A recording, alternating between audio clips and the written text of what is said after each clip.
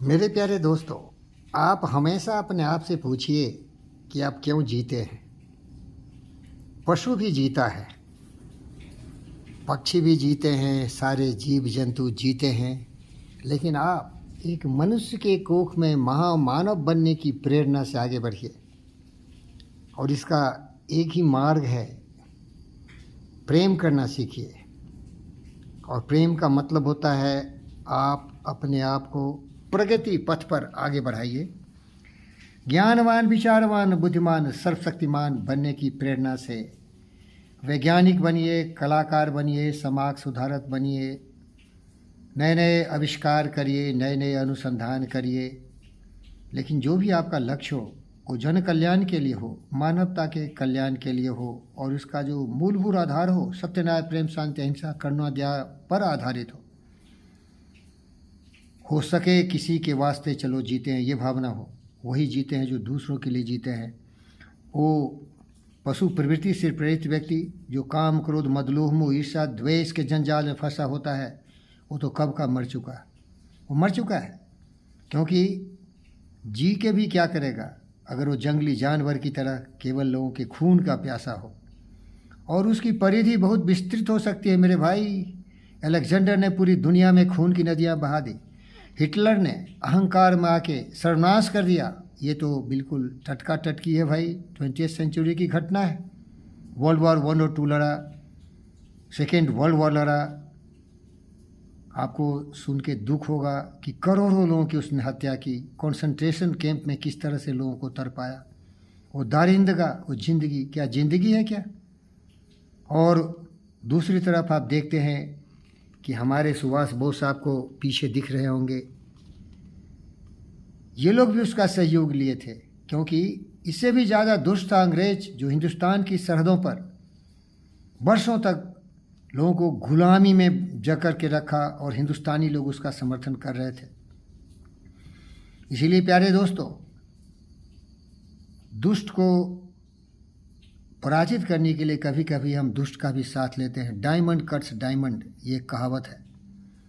प्यारे दोस्तों, इस बवंडर में मैं पढ़ना नहीं चाहता हूँ, क्योंकि सुभाष बोस जी का इसीलिए थोड़ा क्रिटिसिज्म भी हुआ था कि वो हिटलर के साथ हाथ मिलाए थे। बट छोड़ दीजिए इन बातों को। मैं ये कहता हूँ कि ये धरती जो है ये कर्म क्षेत्र है, कुरुक्षेत्र है, संग्राम है। यहाँ हमें किस उद्देश्य से जीना चाहिए। हमारा तो उद्देश्य है मेरे भाई कि पृथ्वी पर स्वर्ग उतारे। तो जिंदा है तो जिंदगी की जीत में यकीन कर, अगर कहीं है स्वर्ग तो उतार ला ज़मीन पर। और स्वर्ग धरती पर तभी उतरेगा जब हमारे विचार स्वर्गीय हो। स्वर्गीय का मतलब ये नहीं कि वो सर मर चुके हों, सिधार गए हों स्वर्ग। स्वर्गीय का मतलब हो कि वसुधैव कुटुंबकम, पूरी पृथ्वी अपना परिवार हो, प्रेम से जकड़ लें, जोड़ लें। सर्वे बंधु सुखिनः, सबों का कल्याण हो, जीव जंतु पशु पक्षी मनुष्य एक साथ मिलकर रहना सीखें।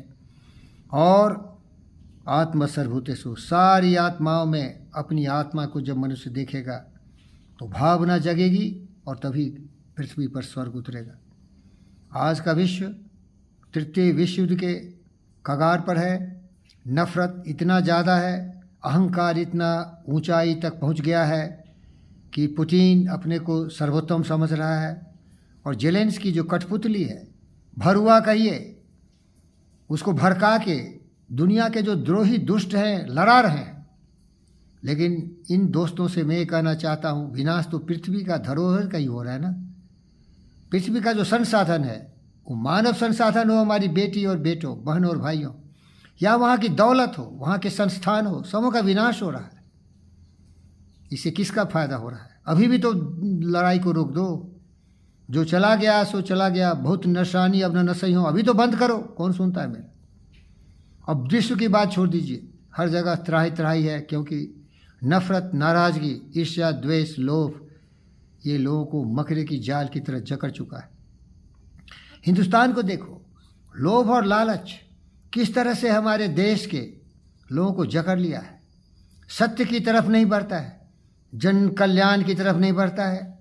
हमारे देश की सबसे बड़ा समस्या है गरीबी, भुखमरी, फकीरी, बेरोजगारी, चिकित्सा की समस्या, और सबसे विराट समस्या हमारे देश की है अज्ञानता के घनघोर में लोभ लालच में फंसा हुआ यहाँ का नागरिक जातिवाद, धर्मवाद, क्षत्रवाद, लोभी लालची, जंगली जानवर की तरह केवल अपने परिवार के लिए।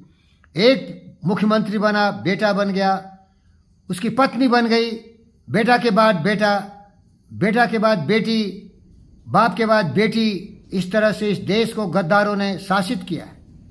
लेकिन जो आम जनता है आपकी तरह, हमारी तरह, हमें छोड़ो, हमें कुछ नहीं चाहिए, हम तो फकीर हैं भाई। मेरा नाम नहीं सुना है तो सुन लीजिए, पंडित फकीर योगी वीरेंद्र योगी। अगर पृथ्वी पर शांति हो, आपके मन में शांति हो, देश में क्रांति हो, ज्ञान का, विचार का, संवाद का, यही मेरी सबसे बड़ी उपलब्धि होगी, यही सबसे बड़ी हमारी धरोहर है, यही से हमारी संपत्ति है। क्या दे सकते हैं आप? ज्ञान से ये होगा, संभव है। असंभव एक ही चीज है, जब आप अज्ञानी हो जाएंगे, पशु प्रवृत्ति से प्रेरित होके लोभ लालच में मणिपुर की तरह एक दूसरे की हत्याएं करेंगे, माँ बहनों की, बेटियों की इज्जत लूटेंगे। इसका कारण है अज्ञानता में, ये जंगली जानवर है। इसीलिए तो मैं कहता हूँ कि जो भी देश का शासक हो, उसकी जिम्मेदारी है इलेक्शन नहीं कराना।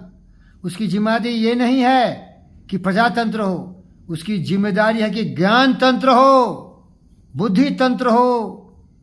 लोग देवता की तरह संगच्छध्वम संबद्धध्वम सममानासि जानताम देवा भागे मथा पूर्वे संजाना उपासते समानो आकुति समानि हृदय व समान अस्ति यथा सुसाथते समानम मंत्रम अभिमंत्रे वह समानेनो हमशा जुहोमि समानम मंत्र समनी आकुति समानम मनः सच्चित्त मेषा समानम मंत्र अभिमंत्रे वह समानेनो हमेशा जुहोमि। कहने का मतलब है कि कर्मवीर पुरुषोत्तम की तरह पूरे त्याग और बलिदान की भावना से आगे बढ़ें और मानवता के कल्याण के लिए दिन रात इस पशु प्रवृत्ति से प्रेरित हिंदुस्तान की लगभग 140 करोड़ जनता की मन की गंदगी को हम साफ कर दें। इसमें काम, क्रोध, मदलोह, मोह, ईर्ष्या, द्वेष, नफरत, नाराजगी है, प्रेम नहीं, स्नेह नहीं, भावना नहीं, इसको जगाएं। इसके लिए इलेक्शन की जरूरत नहीं है। बंगाल में देखो, करवाता है इलेक्शन, लेकिन वो गरीब जो उनके कुत्ते की तरह रोटी पर पलते हैं, लड़ते हैं, एक दूसरे को मारते हैं, मरते हैं। क्यों भैया इलेक्शन क्यों कराना? क्या मार काट के लिए? क्या ये डेमोक्रेसी है? इलेक्शन नहीं, हमें चाहिए बेरोजगारी से मुक्ति। इलेक्शन नहीं, हमें चाहिए जातिवाद से, धर्मवाद से, वंशवाद से, क्षत्रवाद से, अज्ञानता के घन घोर अंधकार से, मानवता के पाशविक प्रवृत्ति से मुक्ति। इसका इलेक्शन कराओ, इसका सिलेक्शन कराओ। है कोई देश का देशभक्त? था एक, नाम था सुभाष चंद्र बोस। जिंदा है एक, वो है पंडित फकीर योगी वीरेंद्र योगी। हम इलेक्शन नहीं, हमें इन सारी कुरीतियों को दूर करने के लिए हमें केवल कार्य करने की जरूरत है। एक क्षण भी अपना समय इन डेमोक्रेटिक प्रजातांत्रिक पद्धति को कायम करने में नहीं, धरती पर स्वर्ग उतारने में है। जब ज्ञान होगा तो सहयोग होगा, तो प्रेम होगा, तो कर्मवीर पुरुषोत्तम सुभाष बोस पैदा होंगे, ज्ञानवान, विचारवान, बुद्धिमान, सर्वशक्तिमान विवेकानंद पैदा होंगे, और तब पैदा होगा गुरुदेव रविन्द्रनाथ टैगोर। लेकिन इसके लिए जरूरत है, यदि तोर डाक सुने क्यों ना आसे, तबे एकला चलो रे, तबे एकला चलो, एकला चलो, एकला चलो, एकला चलो रे, यदि तोर डाक सुने क्यों ना आसे, तबे एकला चलो रे। मैं रो रो के मर जाऊंगा, सुधरोगे क्या? धन्यवाद।